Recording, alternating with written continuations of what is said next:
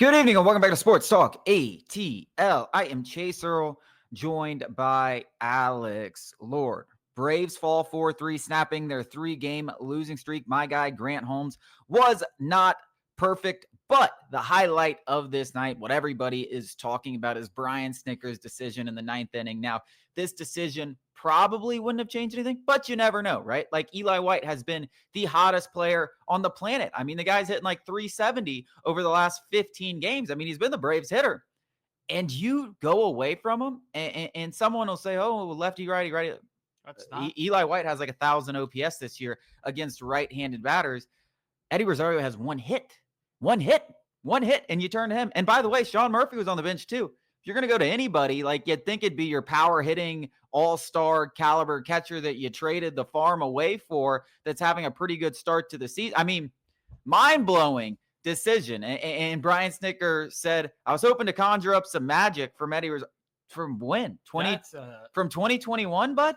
I mean, listen, I watch those things and get chills too, buddy. I mean, it gets me hyped up, like maybe a little pregame energy, but I'm keeping Eddie Rosario on the bench unless someone dies out there. I mean, he's the last guy on the bench right now. And frankly, I don't really know why he's on the roster, but he's here for whatever reasons. I guess so Jared Kelenic can go get some at-bats in Gwinnett, which he had a really good night last night. If there was any positive yesterday, nearly hit for the cycle.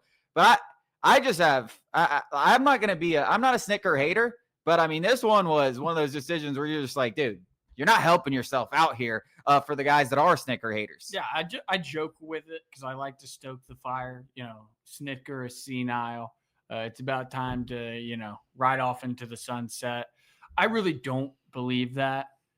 This made me kind of scratch my head and go, I did it a couple times where I refreshed my feed and clicked on David O'Brien and then Mark Bowman and then Barrett. And, I had to go through and be like, I just want to make sure I'm not getting Fact Sports or Centelled or some fake quote, page where it's like, that is literally like, if I was joking, I would make up a quote and be like, yeah, that I was just trying to, recapture 2021. He actually said that. And Eli White is just a reverse splits guy. Like he does hit righties better. And then on top of that, like you said, okay, maybe not Eli White, Sean Murphy. Literally anybody other than a guy who has been one of the worst players in baseball over the last 2 seasons, almost 2.5, 3 seasons. Literally the worst player in baseball. He hit 175 last year and has 1 hit this year. I have no idea. Seriously. I mean, he did. I think he's trolling. I think Brian Snitker is trolling, and maybe he is funnier than we realize because he's just whatever, Well, there is literally no excuse. There is no excuse. The analytics don't back it up. I mean, the here and now moment, the feel of the game, nothing backed up that moment. Nothing. About the only thing that you could say potentially backed up that moment at all is if he did face the closer twice, and he was 1 for 2 with a home run, with that home run coming last year. That's about the only thing. But at the same time, like that is such a let's pay attention to this one out of the box moment that happened last year. Not the fact that he hit 175 and not the fact that he's 1 for 8 this year and not the fact that he only has 1 hit and it probably has, 30 at bats this entire season. And you have Eli White, who's just been scorching hot on fire, and not just scorching hot on fire, like in this situation, because for whatever reason, Michael Harris never tried to steal second, which another thing that didn't make sense in the scenario. Like just go out there and try to get second base so a single ties the ball game, especially with Eddie Rosario up there. But Eli White has been a doubles machine, has been a home run guy. Like it's not just been like, oh, we're punching a few singles through the right side of the infield or getting a couple blue hits. Like he's hitting the ball hard and getting extra base hits, which with a runner on first is what you are looking for. Yeah, not a lot of sense behind that one, Snit. And I think baseball managers, it's a thankless job. They are always going to get hate when any time goes wrong, and when things go right, the players are going to get credit, and no one's going to be like, wow, that was a great move by Snit. It really is the most thankless job until you're holding up that trophy. Other than that, you're going to get blamed for everything. Well, it's not exactly the hardest coaching job of the major four. Yeah, no, of course. Like in football, you can see like, oh, there's a palpable difference. Kyle Shanahan is dialing that thing up, or Dan Quinn's got his defense playing 10 times better than before he arrived. Morris botching a play clock. Like that stuff actually has profound impact. It's also funny when you just think about the people that do get praised in the clubhouse, like Ron Washington is absolutely beloved in Braves country, and people just think that if he was the manager, this team would be 15 games over 500. Things ain't going so well out there. No, things ain't going so well out there in Los Angeles. In fact, everyone in Los Angeles wants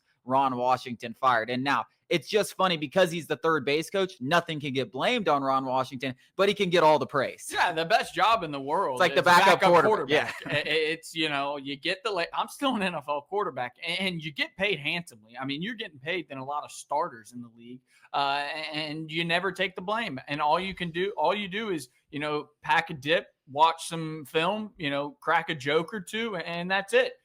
Get to dress out, enjoy all the luxuries of being a quarterback without having to deal with a 400-pound refrigerator falling on top of you. Yeah. I mean, that's a third base coach. They made an entire show about it called Blue Mountain State. Yes. The entire premise of Blue Mountain State was the awesome life of being a backup quarterback, and that's kind of what being a third base coach. Listen, I don't know if it would have mattered. We don't know. It wouldn't have. But it doesn't matter. No. Like you can't be punting games out for nostalgia purposes. Yeah. Like it was beyond stupid. Like, I would have rather him said, well, we knew that he had taken this guy deep last year. I'd rather him have said that than him going, I just thought, I mean, what the hell? I'm 100% positive they looked at the numbers against him, and he had 1 for 2 of a home run, and that was probably the main factor. Whether that's what he was meant to say when he was up there, I mean, we can only go off what he said. Yeah, but I will say that even still, I'm not going off a 1 for 2 sample size when I have a 16 game sample size of this guy being the hottest hitter in baseball. And Eddie Rosario quite literally hasn't played baseball this season. Like, not only is he's retired, he is not playing baseball anymore. He's not just cold. Like, it's not like, oh man, he doesn't play baseball. Yeah, he's coming up like, oh, he hasn't played this entire game. He hasn't played the entire year. And he really didn't play all much that last year. He is done playing baseball. Yeah, I mean, what are we doing? This is a concerning sign for me that Anthopoulos cannot quit that 2021 squad. Snitker clearly cannot quit that 2021 squad. It's time to move on. It is funny how they keep bringing back the spare parts of that team and not bringing any back. And they didn't bring any of the good parts back. They love that team so much, but they didn't want to bring back Freddie Freeman or Dansby Swanson or anything. They're Jock, who I know he's struggling this year, but for the last 3 years he's been a 900 OPS guy. But they cannot quit Jorge Soler, Adam Duvall, Eddie Rosario. They just cannot quit those two. But we got a lot more to talk about coming up after the break.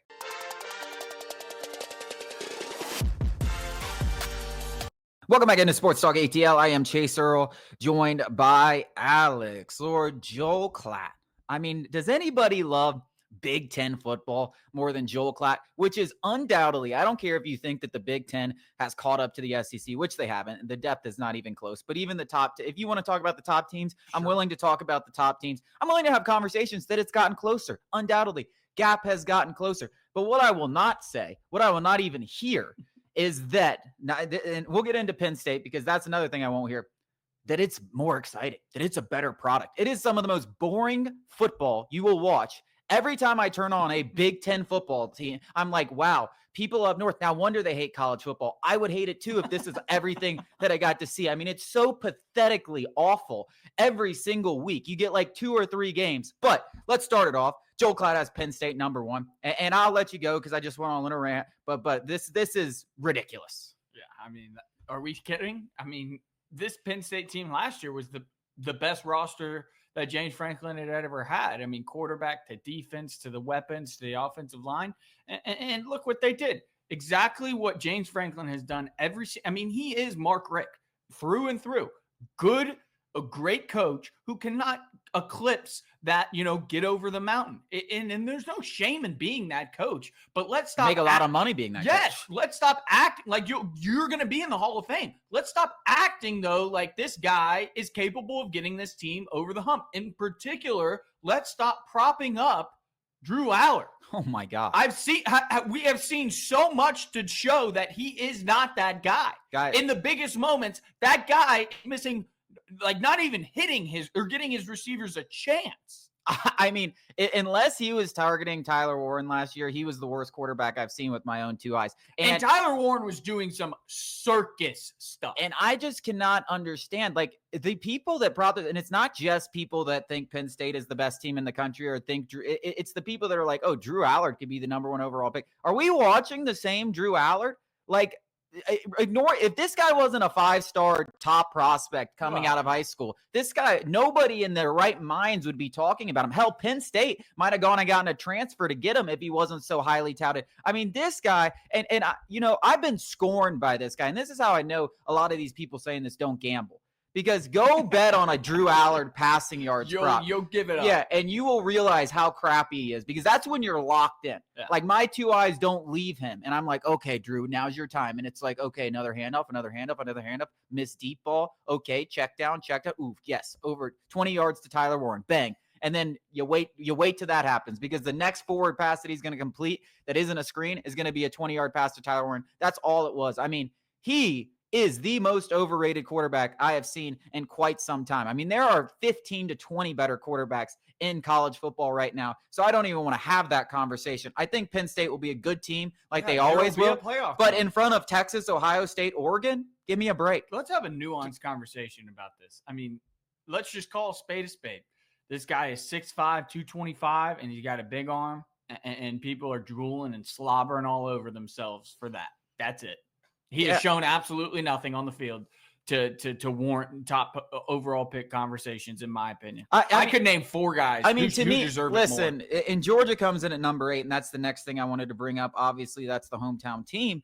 And I don't have a huge problem with it. I think this is the first Georgia team we've seen in a long time that has questions pretty much everywhere. I mean, when you're talking about offensive line, defensive line, and at the quarterback position. But quarterback, like, I think there's just as many questions about what Gunnar Stockton is going to be for Georgia as there is about Drew Allard is going to be for Penn State. I think this is ridiculous. I mean, in no shape or form should a Kirby Smart coach Georgia football team be outside of the top 5 in any preseason rankings whatsoever. I don't care what the field has done, and I don't care what Kirby's done. In fact, you could argue that, they've lost a lot. Everybody loses everything. Attrition is natural in college football, except for the Georgia Bulldogs.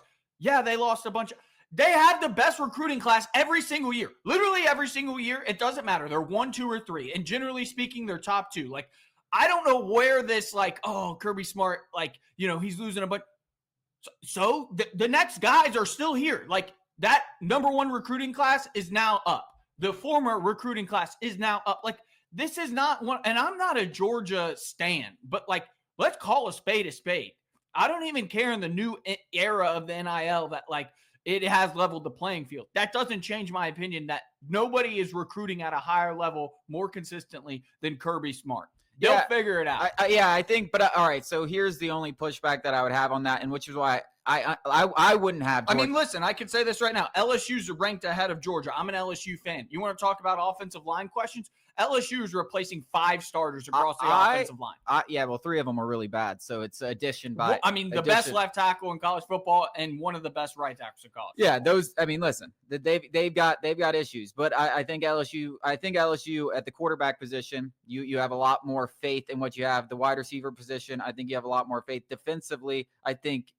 I'm just saying. I'm not saying you have a lot more faith in Georgia. I'm saying I think they improved. I would have Georgia in front of LSU, even as an LSU fan. Yeah. And this is preseason. I don't mind having Georgia ranked low, like lower than usual, 7, 8, 6, wherever you want to have them in the preseason. But all I'll say is by the end of the year, when these young guys, when those freshmen, when those new 5-star freshmen, how do they keep doing this? Then when they're no longer freshmen and that sophomore has just started getting playing time and he's unbelievable, and Gunnar Stockton now has 12 games under his belt, like it's going to be a year of growth for this team. When do we stop asking the question, like, how does he keep doing it? Like, why are we still surprised? I'm confused. Like, he's been doing it long enough now where it's like he deserves the benefit of the doubt. When he shows us stuff like last year when the offensive line wasn't great at Georgia and they couldn't run the ball, then we can be like, okay, now they got stuff to work on. Even last year, they were a top 5 team. I mean, that's what I'm saying. Even last year, they won the SEC. Every season is a reset. Every offseason is a reset. And Georgia, every single year, deserves the benefit of the doubt because over these past 5 years, 7 years, they've been the best team in college football, bar none. So I want to move down a little further down the list. We'll stick in the SEC, and I just want to ask you, let's look outside of the top 10 between these three teams, South Carolina, Florida, and Ole Miss. Which one do you think will have the best season? I don't think Florida. I'm not buying DJ Lagway just yet. And the only reason I say that is because South Carolina actually went out and got a good receiver. They have a good receiver. I don't know his name, but they actually got a good receiver.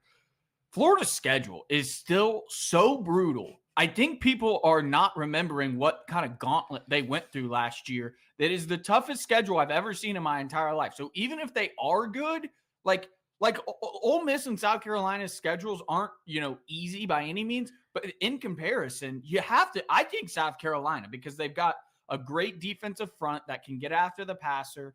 I'm cooler on Lenore Sellers than a lot of people, but I can still recognize the talent and what he can do with his legs. But I'm still just it comes down to the schedules for me. To me, I think it's Ole Miss, and the reason I'm going to go with Ole Miss, their quarterback. Yeah, I mean the reason I'm going to go with Ole Miss is strictly because of the coach. Like I know, like he is the best coach. People overrate Lane Kiffin and when they try to throw him in the same conversation as Kirby Smart and some of these other guys. Yeah. But to me, he's right there with a Steve Sarkisian, like in terms of Brian Kelly. Yeah, like so he's in that next tier. And frankly, you know how I feel about Billy Napier. I think he's atrocious and he's going to cost them more games than he's going to win them. Like, I think they have enough talent to be a top 15, a top 10, maybe in the country. And I am all the way in on Sellers and I'm all the way in on DJ Lagway. I just think the best coach, and even though he might have the worst quarterback, we can't even say who's going to play quarterback at Ole Miss this year. It's going to be the backup to Jackson Arnold, or he went to Auburn. No, he went to Auburn. It's going to be the backup that came in during that Georgia game and played pretty damn well when Jackson Dart went out there for a little bit. I mean, Lane Kiffin's nasty. But Lane Kiffin's going to get the most out of his quarterback, like the absolute most. I think Lenore Sellers is amazing. If he had Lane Kiffin, I would be talking about them as a national title contender.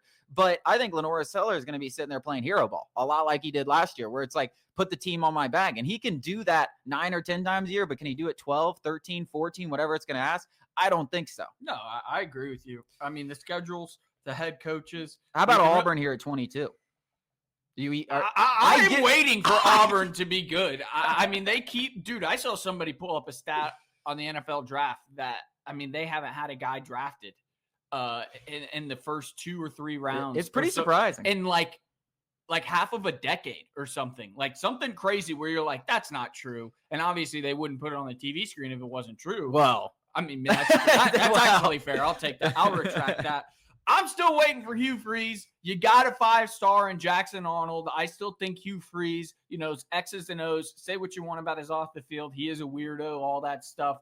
X's and O's, though, the guy can coach some football. The guy can coach some offensive football. And Jackson Arnold, I think, was dealt a raw deal in Norman. So I've been doing this the past 2 years, though, and Auburn still sucks. And to be fair, but though I'm blanking on that quarterback's name, that guy sucks so bad. He could play 3 quarters of perfect football. Peyton Thorne. And he would have the worst fourth quarter and it was so predictable. You could guarantee it that Peyton Thorne would do some sort of dumb thing to ruin a football game. I get on. I mean, Auburn is the drug I can't quit. It's like Brian Snitker and Eddie Rosario. Like it really is nostalgia. Yeah, I mean, because part of it is nostalgia. Like when I grew up, Auburn, like they weren't a constant force. Like they definitely had some down years, but every 2 or 3 years, you knew they were going to be competing for a national championship. And I think they've got some of the sickest jerseys in college football. And bring up jerseys for a reason. This stuff matters to me. Like I love when the Gators are good because like that cursive Gator helmet is absolutely disgusting. Like some people don't like the Vols helmet. I'm a little more bullish on the Tennessee's Volunteer Unions, and they're classic. And I'm like, dude, they need to be good. And I think the same thing about Auburn. And I'm with you on Hugh Freeze. I keep buying into this guy. And every year, well, they're recruiting well, and too. every year they suck, but then they're good for 2 games and beat some. You're like, what is going on? They at recruit Auburn? well, too. Like, they have been, I think they finished back-to-back years now, top 10. I think back-to-back years. I'm with you. I'm on the Auburn train. I'm not saying they're going to make the college football playoff. I'm not saying that but either. Finally, the step maybe forward. Over 500. Finally the step forward for Auburn this year. We're going to talk about the NBA playoffs, what happened last night. The Knicks go 2-0 up on the Celtics, who just can't help but choke.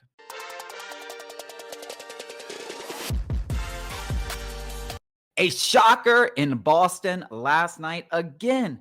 20-point lead for the Celtics. And we keep making the joke like, hey, you just need to get down by 20 in the second round. But it's getting to the point where it's no longer a joke. I mean, it didn't happen in the Thunder Nuggets game, but it did happen in this one. And it happened in the last 9 minutes. I mean, they are up 16 with 9 minutes to go. And Boston goes out there and misses 13 straight shots.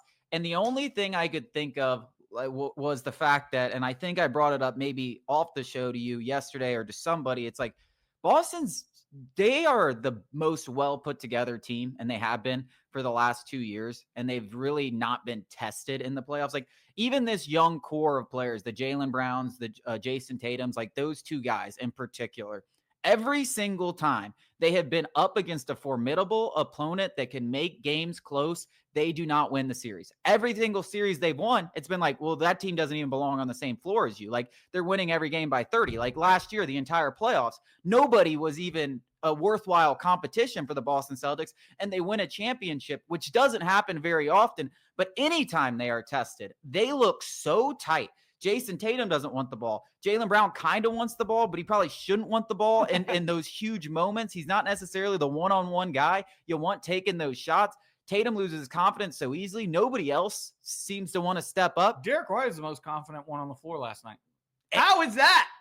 I mean, you're not wrong. That's a problem. Yeah. I mean, I'm not even counting. Al Horford looks a billion years old. I think the Celtics are so much better than the Knicks talent roster-wise that I still give them a chance to win this series. But they better not play another close game, because they are not winning a close game. Like this team is like the Celtics are scrappier. I saw someone call them cockroaches. Like, yeah, like that just don't die. Yeah, they just like they're sitting there and they're just playing dirty Tom Thibodeau basketball. He is out coaching Joe Mazzulla. Absolutely, and I think you got to look at Joe Mazzulla and question him just as much as you do Jason Tatum and Jaylen Brown, because there's no way they should be out there blowing 20-point leads at home on back-to-back nights in games where they're in the 90s. Like this, they scored 90 points. They had 25% of their points led advantage, and they lose. And they held Jalen Brunson in check for about there's 85% of the game, 80% of the game. Like Drew Holiday and Derek White did their jobs, and they still folded.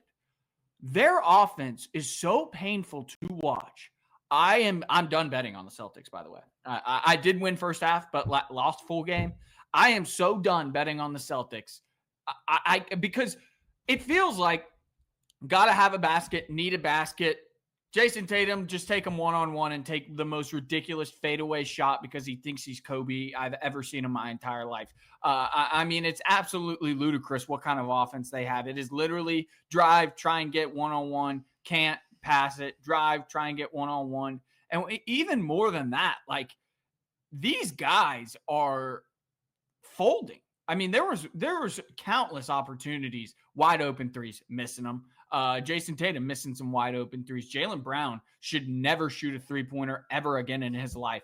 Al Horford looks every bit 50 years old that he is. I'm serious. Derek White was the only one out there that looked like he was playing like, hey, we're the defending champions and we just won 60 games, guys. Why is everybody acting like I am so and then on the flip side of that, I mean, you got Karl Anthony Towns banging. I mean, making Al Horford, like I said, look every bit of 40 years old. Jalen Brunson shut down all game, or, like I said, which is 75% of the game. And then when it's push comes to shove, Jalen Brunson has got that thing, that you cannot just make up, that Jason Tatum tries to fake. You cannot fake it. Jalen Brunson has it. And you every single moment, there was in this series, there was nobody I'd rather have the ball in their hands with 30 seconds and one shot left than Jalen Brunson. Because at worst, guess what? He's getting to the line. Yeah, I mean, you could make the argument at least in this playoffs that you you would take him over everyone. In those scenarios, not just people in this series. Yeah, him. Yeah, you're right. I mean, he's been unbelievable. He is fantastic. And he's a dog. And he's had that since his college days at Villanova, when this same group of guys was out there going and winning championships in college. So Mikal Bridges shutting down Jason Tatum. Well, and 14 points, I believe, in the fourth quarter for Mikal Bridges. OG too. After not doing anything in the first half. OG is a winning type of a basketball player. Yeah, OG and Mikal. Want them. Need them. Their depth in New York is a problem. And non-existent. You talk about, well, except for Mitchell Robinson. That guy was a dog last night. But you talk about the Celtics offense, and you're 100% right. The fourth quarter offense it doesn't look anything like what the Celtics have been this entire season. And that's when I talk about, like, they get tight. They get so tight, and they feel the pressure. Maybe you're right. Which is crazy to me because they've already won a championship. Like, it's not like they're Jason Tatum's never won anything in his life. Like, he's going to be the next James Harden. Like, they just won last year. Like, you'd think they'd play, especially at home with a 20-point lead, with a little more freedom. And I'll say another thing. I mean, Kristaps Porzingis might as well just not play. I mean, that guy, I don't know who the white center is that comes off the bench, but that guy is infinitely better and more impactful than Kristaps Porzingis, who has effectively been a zero in these first two games. I mean, I don't know the sickness or whatever. If you're sick, stay home. I mean, if you're going to be on the court, give me something. That guy is literally just a plastic bag floating through the wind. Shout out Katy Perry. Listen, seriously, I'll say this. I do think the Celtics will somehow win. I still don't they're my champion, and I am officially like, these guys have no spines. I have no idea. If this is a close game, like you mentioned, there's no reason to believe the Celtics will win. Well, I saw this in the Orlando series, and that's why I was pushed back, because I was with you with the Celtics. I thought that coming into the playoffs, they'd probably win the championship. And then I saw the Orlando series, and I was like, if those games get tight, they've got issues. And if a team can guard the 3-point line, they're going to have issues. And that's what we've seen in these first two series. I think there's a team down the line. I don't know if it's the Pacers, but maybe in the NBA Finals, whoever they meet there, where they will lose. I still think somehow they will keep these games even bigger than 20 points, that they won't blow the leads going down, because they've dominated these games. They should be up 2-0. Yeah, like comfortably. Nobody. We should all be talking about, like, oh man, can the Knicks just get one? Can the Knicks get one game? And now we're talking about the Celtics potentially losing this game. Another thing. I mean, they get $1,000 to get into MSG, and these 4 seats. Yeah. $70,000. I mean, one. It's also, like, as much as I'm saying the Celtics could win this series, they could also get swept. I mean, they're still going on the road one of the hardest places to play in sports. This is the biggest moment for the Knicks in 3 decades. It really is. Doing it against Boston too, who has just been their daddy. Like, this is why they're so expensive. That place. I mean, that place is. I'm excited for that game Saturday. I don't even need to see them play basketball. I just want to see the crowd. Like, if they just, I don't need to see what's going on in the game. I just want to crowd watch and hear how loud it gets, because that place, before, after, during, is going to be as crazy of an environment as you've ever seen. But we got some more basketball to talk about after the break.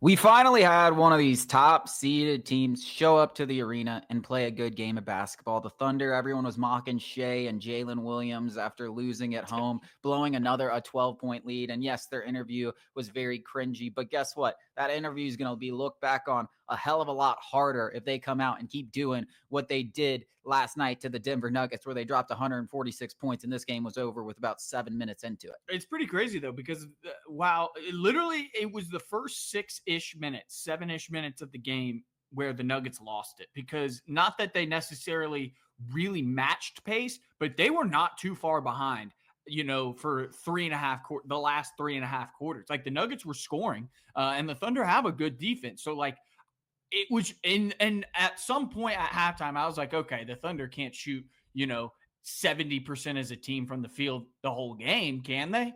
Yeah, they can. I mean, the Thunder are, a box score watching nerd's dream in terms of analytics. From just watching them, though, they are so much fun to watch. They are so good in every single aspect and can do so many different things well, that when you watch a basketball game, like, it's not like watching the Celtics, who just chuck up threes all game long, the worst shots you've ever seen in your entire life, the Thunder actually have some semblance of an offense. And it was enjoyable to watch. And I think, I still believe in Jokic to a certain degree, but I think he's just so outmatched. I mean, he's absolutely outmatched as possible. I mean, there's nothing he can do. This is a 68 win team, now a 73 win team if you include the playoffs. I mean, they're an unbelievable force. They have great depth. They have great defense. They have great versatility. Great coaching. Great coach. I mean, they're Nuggets don't have a coach. They're a damn near perfect team. About the only thing you could say experience. Is experience, and like, can Jalen Williams be a legitimate number 2 when SGA has an off night? Like that's about the only question about them. But frankly, you can ask the same question about the Nuggets and Jamal Murray. Like, can he be a legitimate number 2? I mean every single team left. You can ask that. Yeah. I mean, that's fair. I mean, Karl Anthony Towns on the Knicks, even though he's been better. So some of these guys step up, some of these guys don't. I think the Thunder have looked as good, if not the best of anybody in these playoffs thus far. But you are going back to Denver. Very, very tough place to play. And I still think Nikola Jokic is going to be a problem this series. It's still 1-1. Yeah. At the end of the day, the Nuggets would have taken that every day. Yep, I just said, if you tell the Nuggets 1-1 going back to Denver, they're like, yeah, thank you very much. But that's going to be interesting. I can't wait to see what Jokic does at home, because I think those numbers could look gaudy, even if they lose.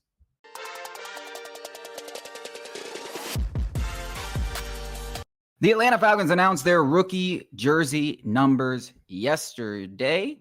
Number 27, sticking with James Pierce. But the big one that everyone's going to talk is number 11, Jaylen Walker. Which one is sick for a pass rusher? Everybody compares him to Micah Parsons. If he comes in here and plays like Micah Parsons has number 11, those comparisons will only become greater. But there's the elephant in the room that Julio Jones was the number 11, and now it's immediately being passed on to the next hopefully great Falcons first round pick. Would be sick if he turns out to be sick, because number 11 would go down in all-time history if it isn't already. But the whole Falcons retiring jersey things, I know they don't do it.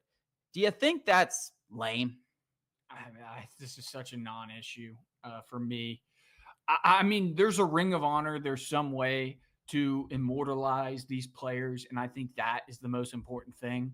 Numbers wise, I think it's pretty ridiculous. I will say, I mean, it's just such fake outrage, because Logan Woodside and Emory Jones both wore number 11 for the Atlanta Falcons, and not one peep. And I think that's because they were obviously nobodies. Nobody expected them to do a damn thing. And honestly, if you want to get mad about something, I think that you should get mad about giving number 11 to a nobody. Jaylen Walker is not a nobody. Jaylen Walker has the potential to be one of this franchise's greatest players. I truly do believe that. Like, that is one way to honor Julio Jones, not giving it to some bum quarterback who's just going to back up Matt Ryan for a year. That is disrespectful, in my opinion. Yeah, I mean, I think that is the funny part, is people don't realize Logan Woodside and Emory Jones have been rocking the number 11, which, listen, even if you don't retire numbers, I mean, I guess you have to just make it up for grabs for everybody. But if I were, I don't even know who would be the person that would say something, but like somebody in the building be like, hey, man, especially if you're Emory Jones or Logan Woods, like 11. Hey, buddy. Hey, guy. Hey, buddy. Like, hey, we don't retire jerseys, but if you're going to be 9's available. Yeah, if you're going to be the number 11, you better be Jaylen Walker, first round pick, beloved hometown kid, Georgia product.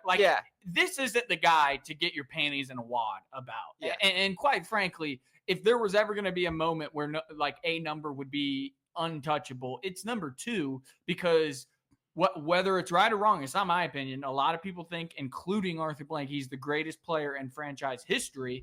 And that would be the moment, not Julio Jones, because there was clearly an issue between Julio Jones and Arthur Blank. And nobody really knows, money is probably involved and everything like that. But getting your panties in a wad over number 11, who I do believe is the greatest player in franchise history, I just think is such a non-issue. It's like the exact same thing as everybody getting making a big deal about absolutely nothing is Matt Olson's inside the park home run when that poor Reds player slammed into the wall. Just such a non-issue. Yeah, I mean, it's a non-issue because they don't retire jerseys. But I am just wondering, to me, I feel like they should retire jerseys.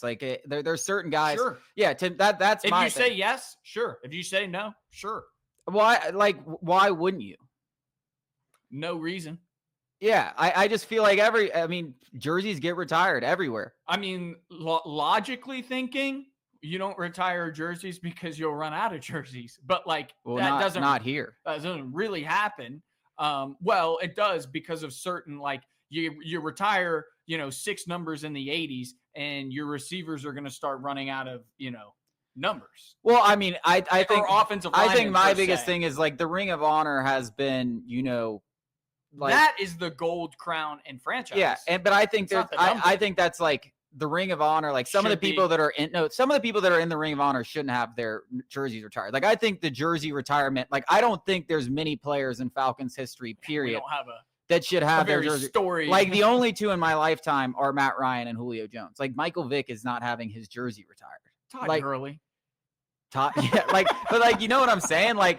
There's a lot of people. Deion Sanders wouldn't have his jersey. There's Tommy Nobis, maybe William Andrews. Roddy White's not getting his jersey retired. I love Roddy White. He's not getting his jersey retired. That's reserved for Hall of Famers. See, that's no. Or people that did great things. Roddy White did great things. Roddy White is not a guy that I would. He's not getting his retired. And Mike Vick deserves his jersey retired. No, so iconic. I love these guys, and they Ring of Honor. You play Madden 04? Yeah, exactly. Okay. That's his greatest accomplishment as a Falcon is being on the Cheat cover code. of Madden and being the biggest cheat in the history of Madden. I just think you could have the Ring of Honor honoring all those guys, but there are a certain number of people that deserve a little bit more of that. Matt Ryan being 1A and Julio Jones being 1B. When is Julio Jones going to get inducted into the Ring of Honor? I don't know. Is it ever going to happen? Because, there is clearly beef between that man and the organization, whether it's the entire organization or just individuals. Maybe it's Grimo Wormtongue, Rich McKay, who's just whispering sweet nothings into Arthur Blank's ear. We have to go to the break, but here's the reason why the Ring of Honor is not as good as retiring, because Arthur Blank's in it. He did it himself. Exactly. Bullcrap. We have Arthur Blank getting the same recognition as Matt Ryan. Come on, stop it. We need to do something more for those guys, and that's why I think you should retire some of these jerseys. We got one more segment coming up after the break.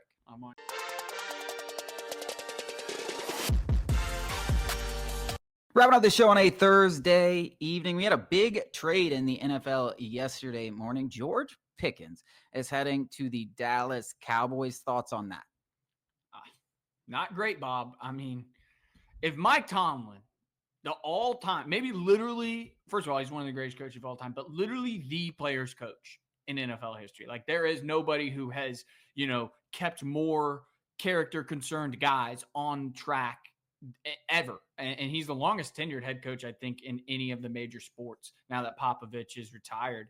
And if he is we can't do this anymore, that's a huge indictment. And then to make it worse, it's okay, maybe if he goes to structure, Andy Reid's a player's coach too, or the Eagles, they have a lot of structure there. To go to the Cowboys, where Jerry Jones enables his superstars to do whatever they want to do, is not a recipe for success. So I understand that thought process, and a lot of people do have this thing on George Pickens that he's uncontrollable, and most of that he just doesn't care. Peter Schrager was on Get Up, and I think most people respect Peter Schrager as a guy that's pretty plugged in. And he said this had nothing to do with the Steelers not liking George Pickens. It was simply a fact that he was going to be a free agent next year. They weren't going to pay him after just paying DK Metcalf. They wanted to get something in return for him, and they felt like a third-round pick was a good deal for them. That he actually said that they enjoyed having George Pickens in the locker room and thought, yes, he does some things on the field and maybe some things in interviews where it was stupid, but they did not. He wasn't a locker room distraction. Right on time. This is such clockwork bull crap. You can literally see whatever Steelers mouthpiece is literally just yapping in Peter Schrager's ears. It's crazy. There's no integrity in this game anymore. Can we not have some? He was clearly a problem. Mike Tomlin said he was a problem during the season. He was actively trying to get him to focus in the middle of games, to be like, hey, no, we need you. Give me a break. They weren't going to re-sign him because they didn't like him. They would have gave him. He is that talented to deserve DK Metcalf money. In fact, I think I could make an argument. He deserves more than DK Metcalf. DK Metcalf, that's the worst contract I've ever seen. It's all intangible based. Yeah, I'm interested to see how it works out with Dallas too, because now they have a loaded receivers, but I just don't really know what Dallas is ever. I'm gonna take Dak in my fantasy. I don't know if they ever have a clear plan. I mean, what are they going to do? Pay George Pickens after sitting this third round pick, after paying CeeDee Lamb and Dak and Mike? Just very interesting. That wraps up our show. Thank you guys so much for joining us. We'll be back with you tomorrow.